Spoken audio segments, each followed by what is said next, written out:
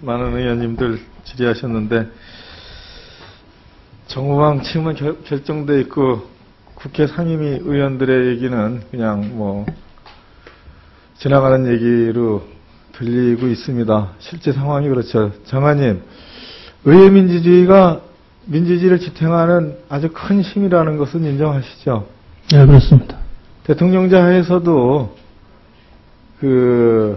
대통령도 직접 선거에 의해서, 국민의 직접 선거에 의해서 뽑혀서 민주적 권력을 가지고 있고, 국회의원들, 국회도 국민의 직접 선거에 의해서 뽑혀서 민주적 권력을 가지고 있습니다. 정통성이 있는 거죠.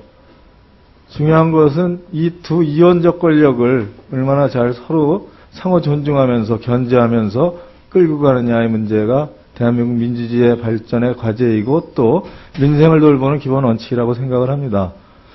근데 이 철도 정책 관련해서 철저하게 의회 민주주의를 무시하는 그런 행정일방적인 정책으로 일관하고 있다는 것을 분명히 지적을 드립니다. 그로 인해서 파생되는 문제는 적지 않아요. 자, 이렇게 좀 몇 가지 질문을 하겠습니다. 우리 장관님, 장관 취임하기 전에 학자이셨죠? 저하고 같은 네, 대학의 모계에 교수를 하셨습니다. 그때 장관 취임하기 전까지 이 수서발 KTX에 대해서 경쟁 체제나 민영화에 대해서 어떤 의견을 가지시고 계신 적 있었어요? 수서발 KTX에 대한 의견이라기보다도 제가 일반적인 독점, 경쟁 이런 쪽에 대해서는 관심이 많아 있었습니다. 예, 그렇죠. 이 사안에 대해서 구체적인 의견을 가지거나 글을 쓴 적은 없죠? 없습니다. 자, 그럼 대통령님이죠. 당시 이제 박근혜 후보시죠. 이제 그 캠프에서 정책 자문을 하셨죠. 네, 그렇습니다. 예, 그때 이 수서발 KTX의 경쟁 체제나 민영화에 대해서 대통령 후보 캠프에서 이러한 정책을 선택하거나 토론하고 당시 후보께 건의드린 적이 있어요? 없습니다. 없죠? 네. 자, 장관 되신 이후에 이제 업무 보고를 하셨습니다. 대통령께 업무 보고하셔서 이 문제에 대해서 보고를 드렸는데 대통령께서는 어떤 결정이거나 부정이거나 이런 거를 어떤 그런 지시가 있었다는 지시는 없었다라는 얘기를 지지난번 국정감사 때인가 제가 확인했어요. 장관님께. 네, 그렇습니다. 네.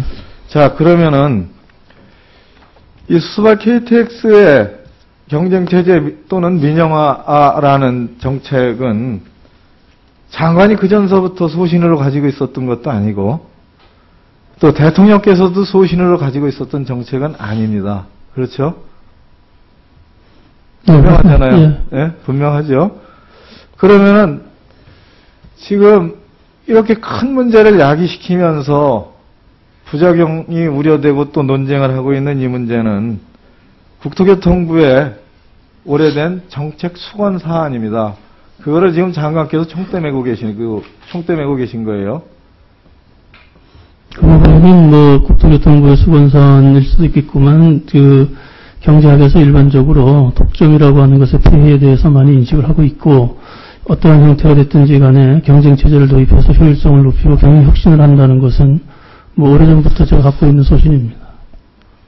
자, 그 소신을 존중하지 않는 것은 아닙니다. 하지만 이번 일을 진행을 하면서 몇 가지 문제가 너무 미흡해요. 우선 민홍천 의원님이 지적하셨던 부분, 41% 지분을 줬기 때문에 3분의 2 이상의 의결을 해야 되기 때문에 민영화에 주식을 매각하는 의결을 할 수 없다라는 거는 진짜 소도 웃을 일이죠.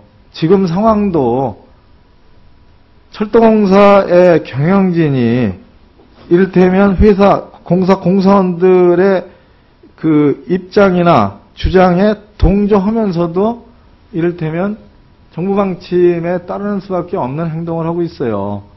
그러면 역으로 생각을 한다면 언제든지 정부에서 그런 방침을 가지면 매각하려는 그런 의사결정을 할 수가 있는 아주 허술한 구조를 가지고 있습니다. 그 부분에 대한 우려와 의심이 가시질 않고 있어요. 이 부분은 충언으로 말씀을 드립니다. 그리고 이 부분이에요. 알짜 노선이죠. 흑자가 나는 노선입니다. KTX, 수서발 KTX는 이익이 나죠. 이익이 나야 합니다. 그리고 기존의 철도공사의 부채는 대부분이 건설 부채죠. 그래서 이 알짜 노선에서 나오는 이익을 그대로 좀 잘 보존해서 철도 부채를 갚자고 하는 그런 정책 판단이 아주 틀렸다고 하지는 않습니다. 저는. 하지만 알짜 노선하고 적자 노선하고 교차 보조하는 방식이 지금까지의 철도 정책이었던 것은 분명한 사실이에요. 그럼에도 불구하고 이 적자 노선이나 이후 남는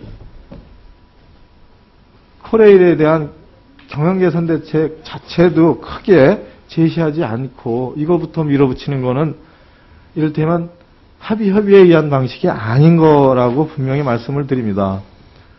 그리고 또 하나, 지금 오후 2시서부터 서울역 앞에서 철도공사 노조원들이 이제 파업 행사를 했는데, 거기에 우리 당의 서른 의원님이 한 책임자이시고, 또 우원식 최고위원, 이렇게 해서 저도 가서 이렇게 세 분의 그 민주당 의원이 집회에 잠깐 참석을 하고 그리고 왔습니다.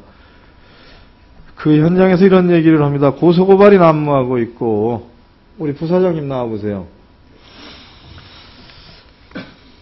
다 공사의 네. 식구들이죠. 다 소중한 직원이죠. 예, 그렇습니다.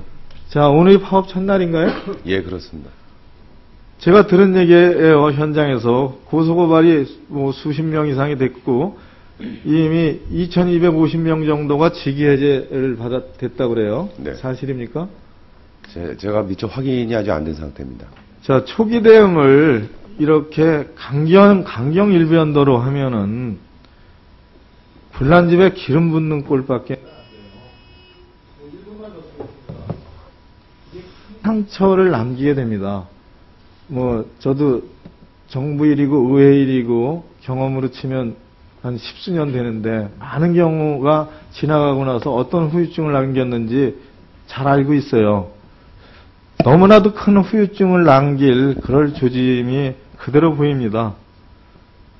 그래서 마지막으로 좀 말씀을 드립니다. 오늘 아침에 우리 전체 회의가 열리기 전에 우리 존경하는 주승용 위원장님, 그리고 강석호 여당 간사님, 그리고 또 이윤석 야당 간사님, 또 장관님 이렇게 협의를 얼마간 하셨죠.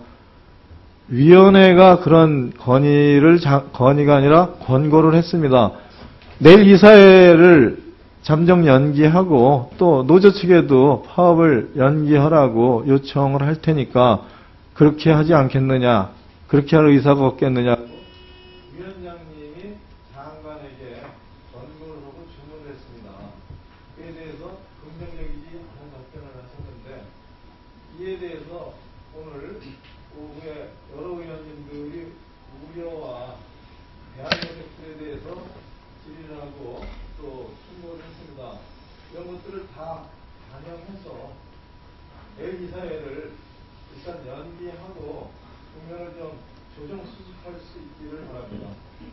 이에 대해서 장관님 답변을 부탁드립니다. 예, 고민은 더 해보겠습니다만은 현재까지 내일 이사회를 연기하기는 좀 어렵지 않나는 생각이 좀 많이 듭니다. 30초만. 자, 이사회 명단을 봤어요. 그 중에 사회이사가 7명인데, 그 중에 4분은 2013년 2월 9일, 2013년 2월 9일, 2013년 2월 9일, 이렇게 3분이 이미 임기가 만료됐는데도 만료되지 못한 상태에 있고, 한 분은 2013년 10월 24일, 후임자가 선임이 안 돼서 임기가 연장되고 있는 상황이에요. 그 법 위반이 아니라는 건 알고 있습니다. 하지만 이미 임기가 완료된 사람이 새로운 정책에 대한 식견이나 집중력 없이 이사회에서 의결을 하게 되어 있습니다. 이런 허점투성이의 이사회를 왜 꼭 내일 해야 하는지 참 이해할 수가 없어요. 참 원래 그 대통령의 정책도 아니었고 장관이 구체적으로 안을 가지고 장관이 되고자 들어온 안도 아니고 일단 숙고를 부탁드립니다. 네, 윤은덕 의원님 수고하셨습니다. 다음 강석호 의원님 질의해 주시기 바랍니다.